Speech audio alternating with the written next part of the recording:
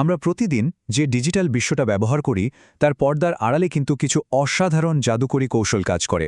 এই কৌশলগুলোই কোটি কোটি ডেটার বিশৃঙ্খলা থেকে শৃঙ্খলা তৈরি করে আর এক মুহূর্তের মধ্যে আমাদের সব প্রশ্নের উত্তর খুঁজে দেয়। চলুন আজ এই জগতের রহস্যটাই একটু উন্মোচন করা যাক। কখনো ভেবে দেখেছেন ব্যাপারটা? এটা তো অনেকটা খড়ের গাদায় সূচ খোঁজার মতো একটা বিশাল সমস্যা।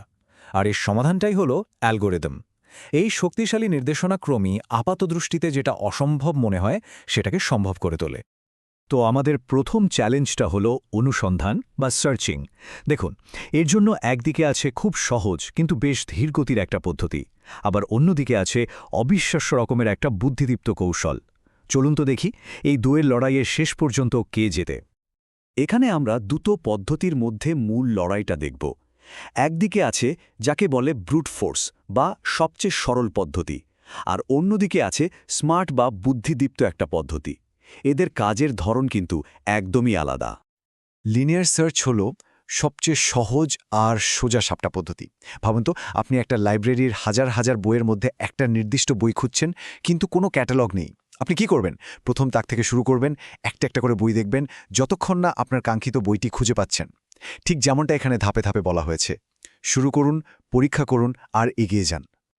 আর এখানেই হচ্ছে লিনিয়ার সার্চের আসল দুর্বলতাটা। যদি তালিকায় 10টা আইটেম থাকে তাহলে হয়তো ঠিক আছে, কিন্তু ভাবুন তো যদি 1 কোটি আইটেম থাকে আর আপনার খোঁজা জিনিসটা যদি একদম শেষে থাকে, তার মানে কম্পিউটারকে 1 কোটি বার পরীক্ষা করতে হবে। এটা শুধু অদক্ষই নয়, এটা সময়ের একটা বিশাল অপচয়। তাহলে এর থেকে ভালো কোনো উপায় কি নেই? অবশ্যই আছে। একটা অনেক বেশি কার্যকরী অনুসন্ধানের জন্য একটা শর্ত আছে, আর সেই শর্তটাই আমাদের বাইনারি সার্চের দিকে নিয়ে যাবে। চলুন দেখি সেটা কি। বাইনারি সার্চের পদ্ধতিটা কিন্তু একেবারে জাদুর মতো। এটা অনেকটা ডিকশনারিতে কোনো শব্দ খোঁজার মতো। আপনি ঠিক মাঝখান থেকে শুরু করেন আর এক মুহূর্তেই অর্ধেক সম্ভাবনা বাতিল করে দেন।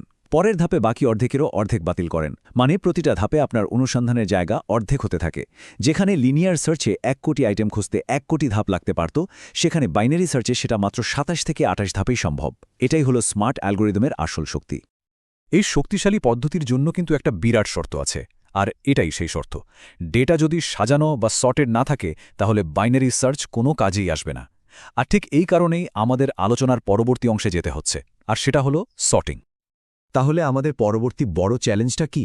যদি দ্রুত অনুসন্ধানের জন্য সাজানো ডেটা এতই জরুরি হয়, তাহলে প্রশ্ন হলো আমরা সেই ডেটাকে প্রথমত সাজাবো কি করে? তো এই সর্টিং অ্যালগোরিদম জিনিসটা আসলে কি? খুব সহজ করে বললে এটা হলো বিশৃঙ্খলাকে শৃঙ্খলায় আনার একটা পদ্ধতি। মানে এক গাদা এলোমেলো আইটেমকে একটা নির্দিষ্ট নিয়মে, যেমন ধরুন ছোট থেকে বড়, পরপর সাজিয়ে ফেলার কৌশল। চলুন এমন একটা পদ্ধতি দিয়ে শুরু করি যেটা আমরা হয়তো নিজেরাও না জেনে অনেক সময় ব্যবহার করি। ভাবুন আপনি এক প্যাকেট তাস হাতে নিয়ে সেগুলোকে পরপর সাজাচ্ছেন। ঠিক সেই সাধারণ যুক্তিতেই তৈরি হয়েছে সিলেকশন সর্ট। এর লজিকটা খুবই সোজা সাপটা। পুরো তালিকা থেকে সবচেয়ে ছোট আইটেমটা খুঁজে বের করুন আর তাকে তালিকার একদম শুরুতে নিয়ে আসুন। এরপর বাকি তালিকা থেকে আবার সবচেয়ে ছোটটা খুঁজুন আর তাকে দ্বিতীয় স্থানে রাখুন। এটা কাজ করে, কিন্তু ভাবুন তো লক্ষ লক্ষ আইটেমের জন্য এই প্রক্রিয়াটা কতবার পুনরাবৃত্তি করতে হবে? তাই বড় ডেটাসেটের জন্য এটা সেরা উপায় নয়। তাহলে আরও ভালো উপায় কি? এখানেই কম্পিউটার সায়েন্সের একটা অসাধারণ নীতি চলে আসে, যার নাম ডিভাইড অ্যান্ড কঙ্কার বা ভাগ করো এবং জয় করো। এর মূল ধারণা হলো একটা বড় আর জটিল সমস্যাকে সরাসরি সমাধান করার চেষ্টা না করে তাকে ছোট ছোট সহজ অংশে ভেঙে ফেলা, তারপর সেই সমাধানগুলোকে একসাথে জুড়ে দেওয়া। মার্জ সর্ট ঠিক এই ভাগ করো এবং জয় করো নীতিটাই অক্ষরে অক্ষরে পালন করে। এটা একটা বিশাল এলোমেলো তালিকাকে ততক্ষণ পর্যন্ত ভাঙতে থাকে যতক্ষণ না প্রতিটি অংশে মাত্র একটা করে আইটেম থাকে। এরপর এটা সেই ছোট ছোট সাজানো অংশগুলোকে নিখুঁতভাবে জুড়ি দিয়ে একটা সম্পূর্ণ সাজানো তালিকা তৈরি করে। এটাই হলো জটিলতাকে সহজ করার একটা অসাধারণ উদাহরণ। এই টেবিলটা দেখলে একটা জিনিস খুব পরিষ্কার হয়ে যায়। প্রত্যেকটা অ্যালগোরিদমের নিজস্ব বিশেষত্ব আছে। সিলেকশন সর্ট ছোট তালিকার জন্য সহজবোধ্য। ইনসার্শন সর্ট, যা একটা একটা করে আইটেম সঠিক জায়গায় বসিয়ে কাজ করে, সেটা আবার প্রায় সাজানো তালিকার জন্য খুব দ্রুত কাজ করে।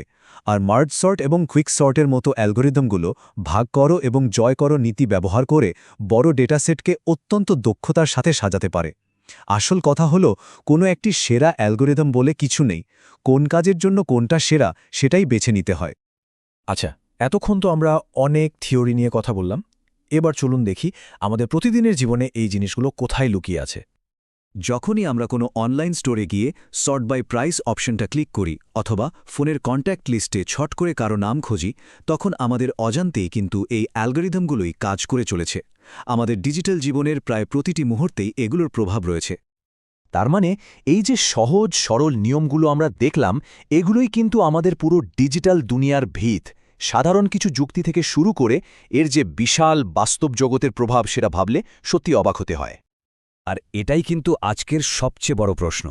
প্রতিদিন যে বিপুল পরিমাণ ডেটা তৈরি হচ্ছে, তাকে আরও দক্ষতার সাথে পরিচালনা করার জন্য ভবিষ্যতের অ্যালগোরিদমগুলো কেমন হবে?